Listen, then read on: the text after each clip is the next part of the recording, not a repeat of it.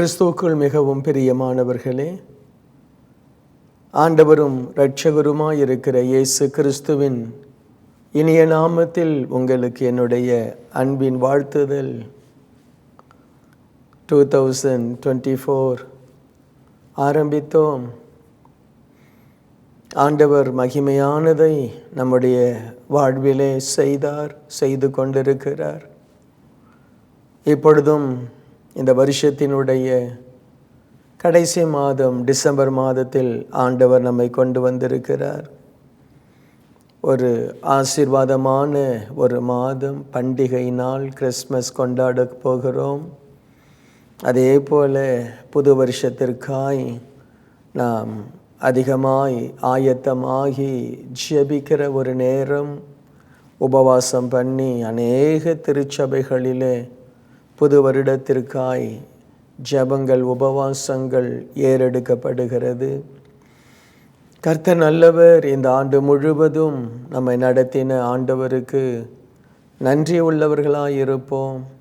தொடர்ந்து ஆண்டவரை நம்பி நம்முடைய வாழ்க்கையை நாம் நடத்துவோம். இந்த மாதத்திற்கு ஆண்டவர் கொடுத்த அற்புதமான ஒரு வார்த்தை சங்கீதம் 85 வசனம் 12. சங்கீதம் 85 வசனம் 12.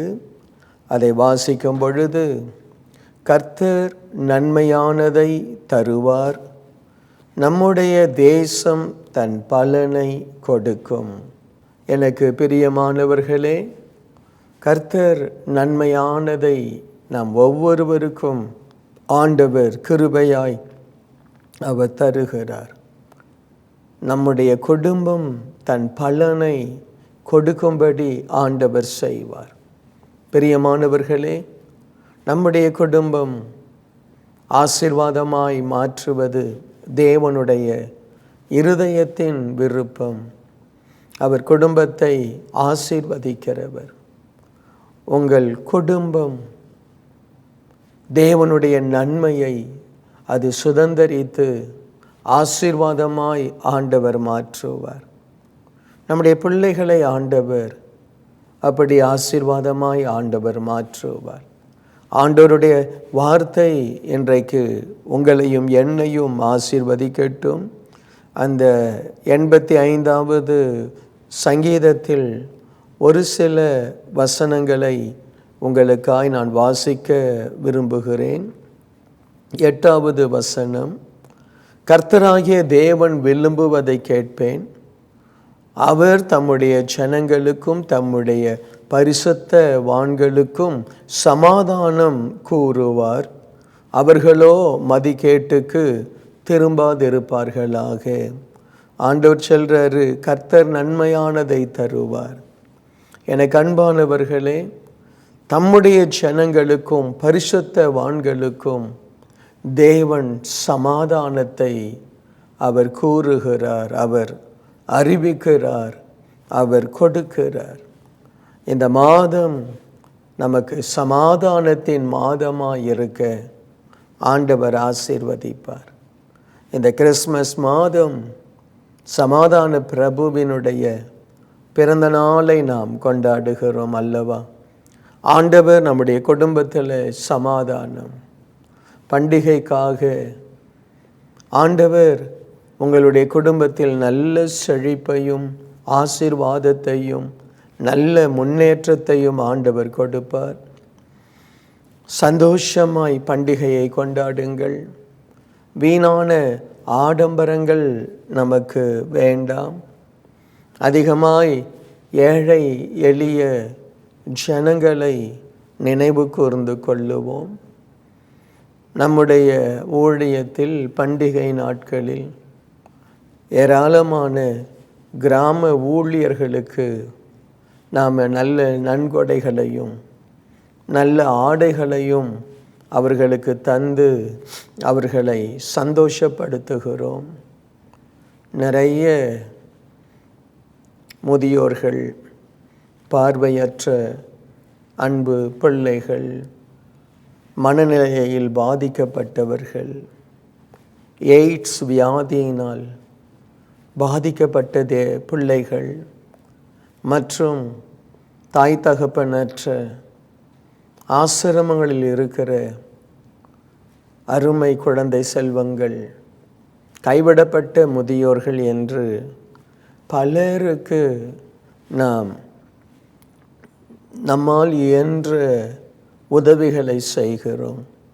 பிரியமானவர்களே, இந்த கிறிஸ்மஸ் பண்டிகை நாட்களில் ஆண்டவர் சொல்றாரு, தம்முடைய ஜனத்திற்கும் தம்முடைய பரிசுத்த வான்களுக்கும் சமாதானத்தை கூறுகிறவர்.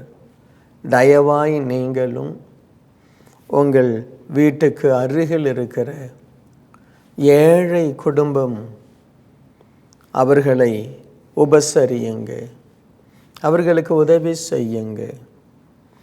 நாம் தேவனுடைய பிள்ளைகள், எல்லாரையும் நேசிக்கணும், எல்லாருக்கும் நன்மை செய்யணும். ஆமீன். நாம் மனுக்குலத்தை நேசித்து கஷ்டப்படுறவங்களுக்கு நன்மை செய்யுங்க. இந்த கொண்டாட்டமான நாட்களில் கர்த்தர் நமக்கு நன்மையானதை தந்திருக்கிறார். நாம் நல்ல சுகமாய் சந்தோஷமாக இருக்கிறோம். பிரியமானவர்களே, ஏழை எளிய மக்களுக்கு சமாதானத்தை கூற வேண்டிய கடமை நம்முடையது. உங்களால் முடிந்த உதவிகளை எளியவர்களுக்கு செய்யுங்க. அதில் தேவன் பிரியமாயிருக்கிறார். 9வது வசனம், நம்முடைய தேசத்தில் மகிமை வாசமாய் இருக்கும்படி அவருடைய ரட்சிப்பு அவருக்கு பயந்தவர்களுக்கு சமீபமாயிருக்கிறது. கர்த்தர் நன்மையானதை தருவார், நம்முடைய தேசம் தன் பலனை கொடுக்கும். ஆண்டவர் விரும்புகிறார் தேசத்தில் மகிமை வாசமாயிருக்கணும். ஆண்டவருடைய மகிமை தேசத்தை நிரப்பி இருக்கணும். அன்பான தேவ பிள்ளைகளே, தேசத்திற்காய் செபியுங்க, மனுக்குலத்திற்காய் செபியுங்க. ஆராதனை, தேசத்தில் நாம் ஏறெடுக்கிற ஆராதனை தேசத்திற்கு மகிமையை கொண்டு வரும். நம்முடைய தேசத்தினுடைய அரசாங்கத்திற்காய், தலைவர்களுக்காய், என்ன ஆளுகிறவர்களுக்காய் நாம் அதிகமாய் ஜெபிக்கணும். தேசத்தில் கர்த்தருடைய மகிமை வரும் பொழுது தேசத்தில் நன்மை உண்டாகும். 10வது வசனம் சொல்லுகிறது, கிருபையும் சத்தியமும் ஒன்றை ஒன்று சந்திக்கும், நீதியும் சமாதானமும் ஒன்றை ஒன்று முத்தம் செய்யும். சத்தியம் பூமியிலிருந்து முளைக்கும், நீதி வானத்திலிருந்து தாழ பார்க்கும். எனக்கு அன்பானவர்களே, நீதி, நியாயம் இவைகள் தேவனுடைய குணங்கள். தேவன் பட்சபாதம் உள்ளவர் அல்ல, அவர் நீதி உள்ளவர். எனக்கு அன்பானவர்களே, ஆண்டவர் கிருபையையும் சத்தியத்தையும் நீதியையும் சமாதானத்தையும் நம்முடைய குடும்பத்தில், நம்முடைய தேசத்தில் அவர் நிரம்பி இருக்க பண்ணணும். சத்தியம் பூமியிலிருந்து முளைக்கும். சத்தியம் மனுக்குலத்திற்கு, சத்தியம் மனுக்குலத்திற்கு ஆண்டவர் கொடுக்கிற உன்னதமான கிருபை. சத்தியம் உன்னை விடுதலையாக்கும். பிரியமானவர்களே, நல்ல கொள்கையோடு ஜனங்கள் வாழலாம், அதுவும் சத்தியம்தான். நல்ல கொள்கை. ஏழைகளுக்கு நான் பணி செய்வேன், எளியவர்களை ஆதரிப்பேன், கஷ்டப்படுகிறவர்களுக்கு நான் உதவி செய்வேன். என்ன சில தொழில்கள் சத்தியத்தை சார்ந்த தொழில்கள். அதில் பாருங்க, ஸ்கூல் டீச்சர்ஸ் தன்னுடைய மாணவிகளை அவர்கள் அந்த சத்தியத்தில் நடத்த நல்ல கதைகளை, நல்ல நீதி நெறிகளை சொல்லி அந்த சிறு பிராயத்திலேயே பிள்ளைகளை ஸ்கூலுக்கு அனுப்பும் பொழுது சத்தியத்தை சொல்கிறாங்க, நற்காரியங்களை சொல்கிறாங்க. ஆலயத்தில் சத்தியம் போதிக்கப்படுகிறது. ஏன்னா சத்தியம் இருக்கிற இடத்தில், நற்போதனை இருக்கிற இடத்தில் கர்த்தர் நன்மையானதை தருவார்.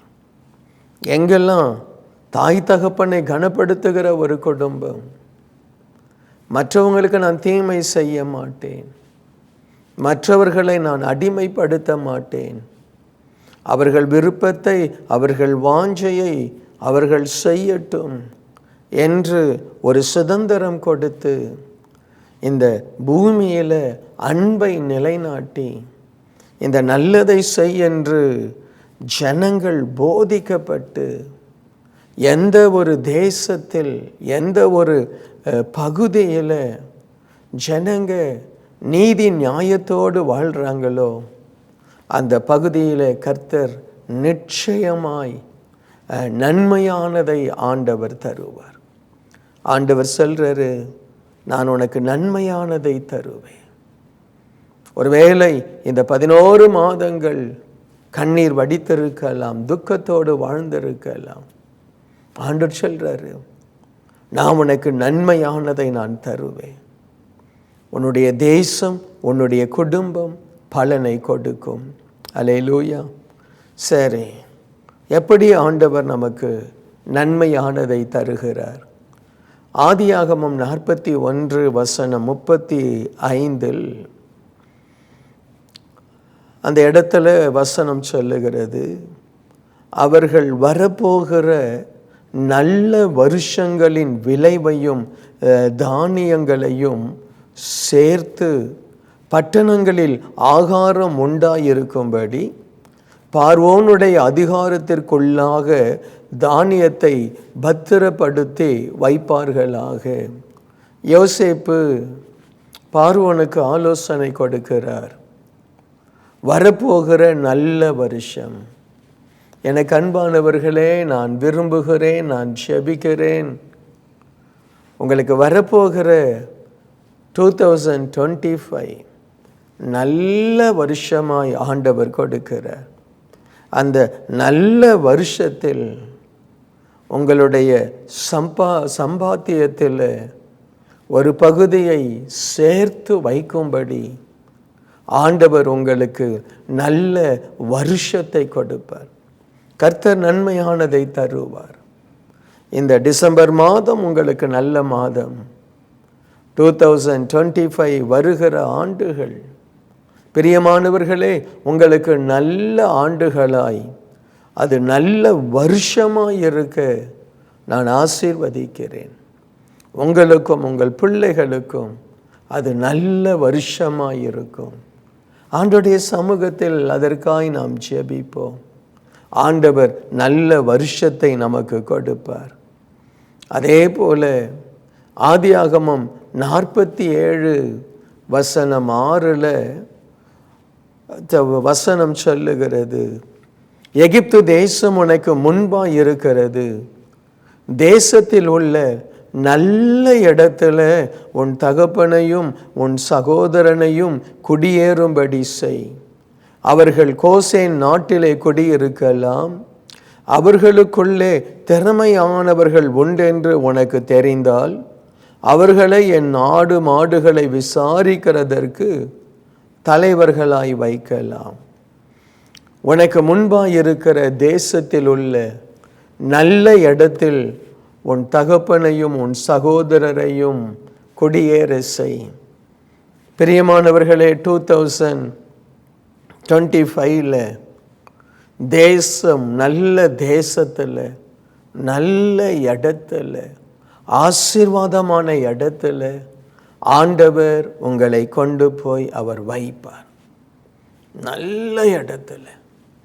ஒருவேளை நீங்கள் சொல்லலாம், இந்த வீட்டுக்கு வந்தேன், இந்த வீட்டில் வந்ததிலிருந்து எனக்கு தீமை, இந்த வேலைக்கு வந்தேன், இந்த வேலையில் வந்ததிலிருந்து எனக்கு தீமை, எனக்கு நல்ல ஒரு இடம், வசிப்பதற்கு ஒரு நல்ல இடம், வேலை செய்வதற்கு ஒரு நல்ல இடம், என் பிள்ளை படிப்பதற்கு ஒரு நல்ல காலேஜ், இல்லாட்ட ஒரு நல்ல ஒரு ஸ்கூல், ஒரு நல்ல ஒரு கம்பெனி.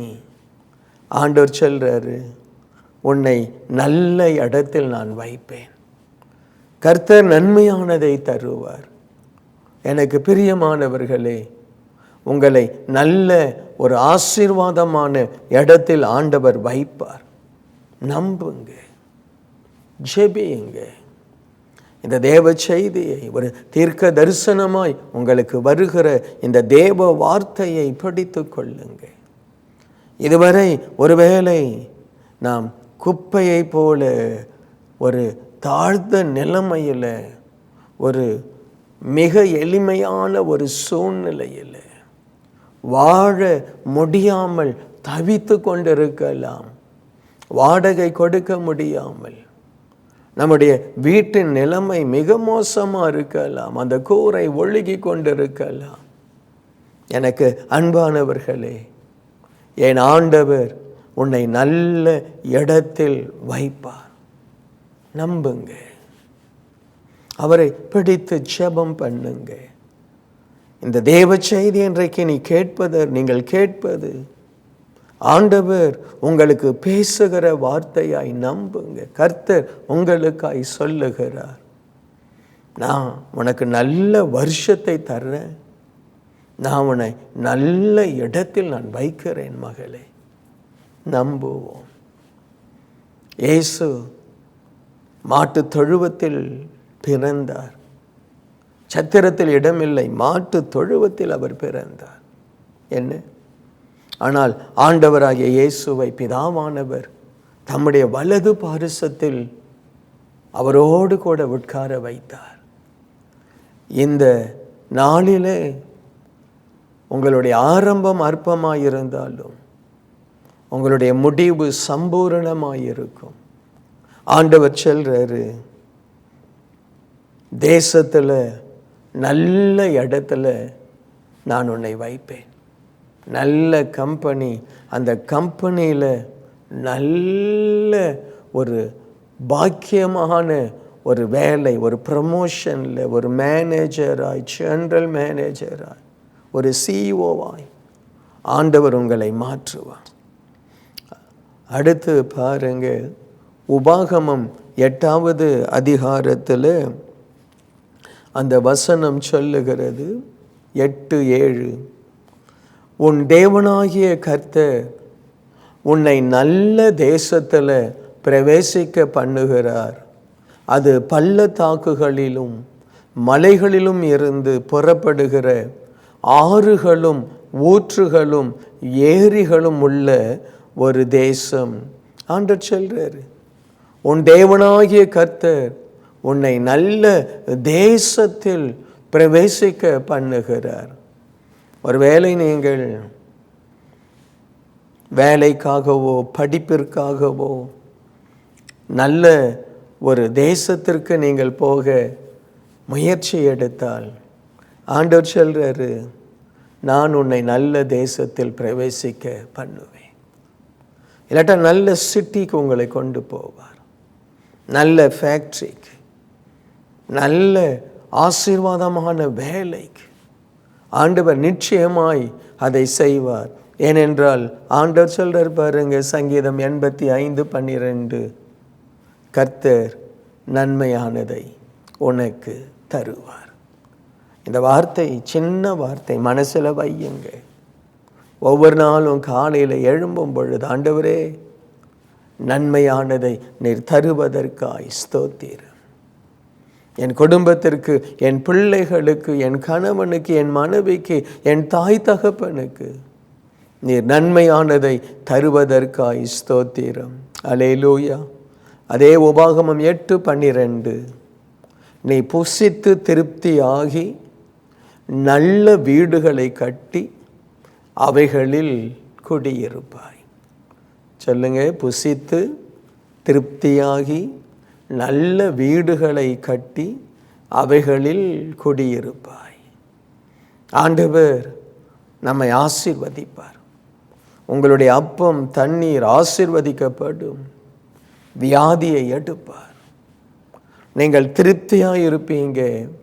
நல்ல வீடுகளை, நல்ல குடும்பத்தை கட்டுவீங்க. பிரியமானவர்களே, ஆண்டவர் உங்களுக்கு பாக்கியம் கொடுப்பார். நீங்கள் சொல்லுவீங்க, என் குடும்பம் நல்ல குடும்பம். உங்களுடைய சகோதர சகோதரிகள் சொல்லுவாங்க, என் தம்பியினுடைய குடும்பம், என் அண்ணனுடைய குடும்பம் ஆசீர்வாதமான குடும்பம். நீங்கள் நல்ல வீடுகளை ஆசீர்வாதமான குடும்பமாய் நீங்கள் மாற்றுவீர்கள். உங்கள் குடும்பம் தேவனுக்கு பிரியமான குடும்பமாய் இருக்கும். ஆண்டவர் சொல்றாரு, உனக்கு நான் நல்ல குடும்பத்தை, நல்ல கணவனை, நல்ல மனைவியை உனக்கு நான் ஆசீர்வதித்து கொடுப்பேன். ஒருவேளை உங்கள் பிள்ளைகளுடைய திருமணத்திற்காய் நீங்கள் காத்திருந்திருக்கலாம். இந்த வருஷம் திருமணம் முடியணுமேன்னு சொல்லி நிறைய பிரயாசப்பட்டு இருக்கலாம். அதை ஆண்டவர் சில குடும்பத்தில் ஆசீர்வதித்திருப்பார். சில குடும்பத்தில் அது கால தாமதமாகி கொண்டிருக்கலாம். ஆனால் கலங்காதிருங்கள், கவலைப்படாதிருங்கள். ஆண்டவர் உங்களுக்கு நல்ல ஆசீர்வாதமான பாக்கியமான ஒரு நல்ல புருஷனை, நல்ல ஒரு மணவாட்டியை ஆண்டவர் கொடுப்பார். உங்கள் வீடு நல்ல வீடாய், ஆசீர்வாதமான குடும்பமாய் ஆண்டவர் ஆசீர்வதிப்பார். அல்லேலூயா. கர்த்தர் உங்களுக்கு நன்மையானதை தருவார். உபாகமம் 28:12. ஏற்ற காலத்தில் உன் தேசத்தில் மழை பெய்யவும், நீ கையிட்டு செய்யும் வேலைகளை எல்லாம் ஆசீர்வதிக்கவும், கர்த்தர் உனக்கு தமது நல்ல பொக்கிஷ சாலையாகிய வானத்தை திறப்பார். நீ அநேக ஜாதிகளுக்கு கடன் கொடுப்பாய், நீயோ கடன் வாங்காதிருப்பாய். ஏற்ற காலத்தில் உன் தேசத்தின் மேல் மழை பெய்யும். என்ன எசேக்கியேல்ல பார்க்கிறோம், ஆசீர்வாத மழையை பெய்ய பண்ணுவார். நம்முடைய தேசத்தின் மேல் ஏற்ற காலத்தில் மழை. அதே போல நம்முடைய வீட்டில் ஆசீர்வாத மழையை நம்முடைய குடும்பத்திற்கு அவர் பொழிய பண்ணுவார். நம்முடைய சபை, பிரியமானவர்களே, என் சபை வளரலை, என் சபையில் வளர்ச்சி இல்லை, என்னால் ஒரு இடத்தை வாங்க முடியலை, என்னால் ஒரு சபையை கட்ட முடியலை, எனக்கு தரிசனம் இருக்குது, தரிசனத்தை செய்ய எனக்கு ஆசீர்வாதம் இல்லையே என்று ஒருவேளை கவலையோடு துக்கத்தோடு இருக்கலாம். நல்ல தேவன், நன்மையானதை தருகிற தெய்வம், உங்கள் மேல் ஆசீர்வாத மழையை அவர் பெய்ய பண்ணுவார். அவர் ஆசீர்வதித்தால் தான் நாம் ஆசீர்வாதமாய் மாற முடியும். அவர் பாதத்தில், ஆண்டவரே என் மேலே மழை பெய்யட்டும், கிருபையின் மழை, அபிஷேகத்தின் மழை, ஆசீர்வாதத்தின் மழை, ஆண்டவரே என் மேலே உங்கள் மழையை பெய்ய பண்ணுங்க. நாம் ஜெபிப்போம். ஆண்டவர் சொல்றாரு, நான் உனக்கு ஆசீர்வாதத்தின் மழையை நான் பெய்ய பண்ணுவேன். கர்த்தர் உனக்கு தமது நல்ல பொக்கிஷ சாலையாகிய வானத்தை திறப்பார். அன்பானவர்களே, இயேசு ஞானஸ்நானம் எடுத்து அவர் கரையேறின பொழுது வானம் திறந்தது. தேவன் சொன்னார், இவர் என்னுடைய நேசகுமாரன், இவர் மேல் நான் பிரியமா இருக்கிறேன். பரிசுத்த ஆவியானவர் இயேசு கிறிஸ்துவின் மேல் இறங்கினார்.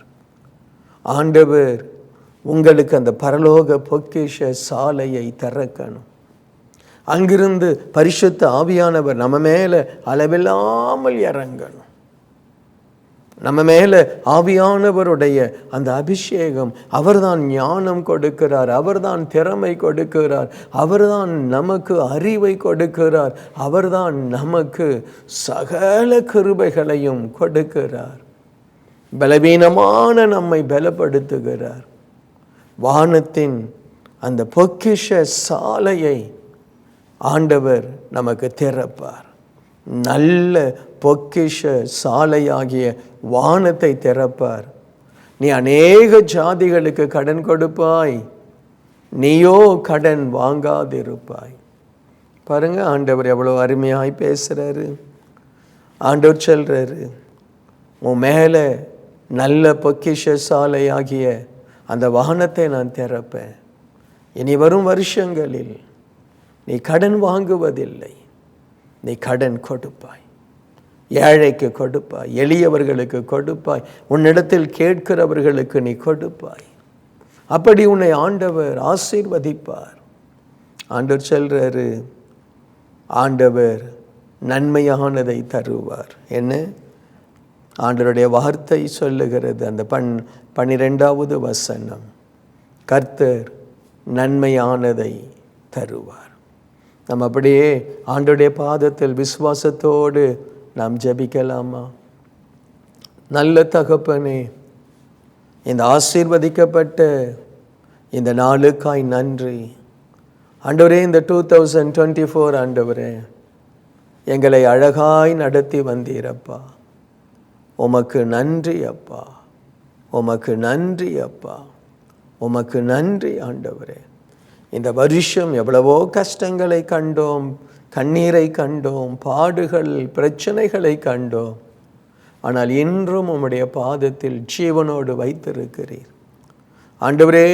எங்களுடைய கண்களை கண்ணீருக்கும் கால்களை இடறலுக்கும் எங்கள் ஆத்துமாவை மரணத்திற்கும் நீர் தப்புவித்து இந்த நாள் பரியந்தம் நீர் எங்களை கிருபையாய் நடத்தி வந்ததற்காய் நன்றி. இந்த மாதம் ஆண்டவரே உம்முடைய பிள்ளைகளுக்கு மகிழ்ச்சியாக இருக்கட்டும். பண்டிகை நாள், புதிய வருஷத்தில் பிரவேசிக்க போகிற ஒரு சூழ்நிலையில் எங்களை கொண்டு வந்திருக்கிறீங்க. ஒவ்வொருவருக்காய் நான் ஜெபிக்கிறேன். கர்த்தர் நன்மையானதை தருவாரா? எனக்கு நன்மை வருமா? நான் ஆசீர்வதிக்கப்படுவேனா? என் கண்ணீர் மாறுமா? என் துக்கம் மாறுமா? என்னுடைய வியாகுலம் மாறுமா? எனக்கு ஒரு அற்புதம் நடக்குமா? எனக்கு ஒரு குழந்தை பாக்கியம் கிடைக்குமா? என்னுடைய அவமானம் மாறுமா? நிந்தை மாறுமா? என் குடும்பம் ஆசீர்வதிக்கப்படுமா? பிரிந்து போன புருஷன் திரும்ப வருவானா? என் மனைவி திரும்ப என்னிடத்தில் வருவாளா? என் பிள்ளைகள் என்னிடத்தில் திரும்ப வருவார்களா என்று ஆண்டவரே துக்கத்தோடு வியாகுலத்தோடு உம்முடைய பிள்ளைகள் இருக்கலாம். என் அன்பு தகப்பனே, என் அன்பு தகப்பனே, இந்த நாளிலும் அருமையான தேவ பிள்ளைகளுக்கு நீர் வாக்கு கொடுத்திருக்கிறீர். கர்த்தர் நன்மையானதை தருவார். ஆண்டவரே, எங்களுக்கு கிங் ஆஃப் க்ளோரிக்கு கர்த்தர் நன்மையானதை தாரும்.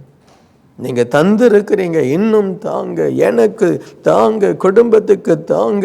ஆண்டவரே, ஜெபிக்கிற ஒவ்வொரு பிள்ளைகளுக்கும் கர்த்தர் நன்மையானதை தந்து ஆசீர்வதியும். அவர்கள் மகிழ்ச்சியாக இருக்கட்டும்.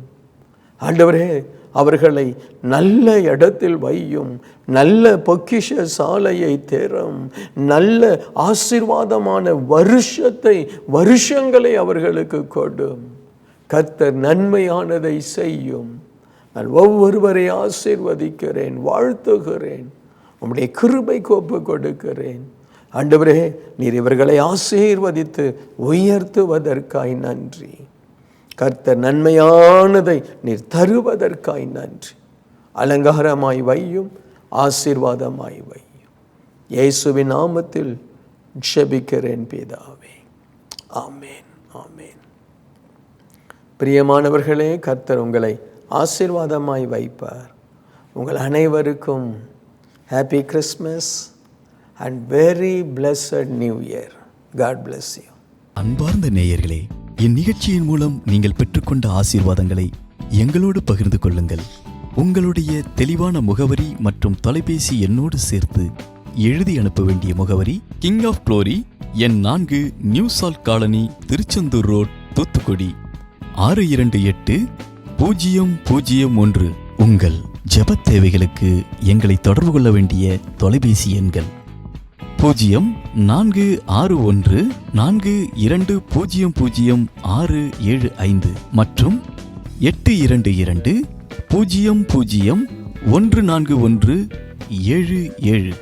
நீங்கள் இந்த ஊழியத்தை தாங்க விரும்பினால் உங்கள் காணிக்கைகளை கிங் ஆஃப் க்ளோரி என்ற பெயருக்கு காசோலையாகவோ அல்லது டிமாண்ட் டிராஃப்டாகவோ அனுப்பலாம். எங்கள் account number 120213500003195. Bank Karur Vysya bank, branch Thoothukudi. IFSC code KVBL 0001202. தயவு செய்து உங்கள் தசம பாகங்களை எங்களுக்கு அனுப்ப வேண்டாம், அது உங்கள் சபைக்குரியது. தேவன் உங்களை ஆசீர்வதிப்பாராக.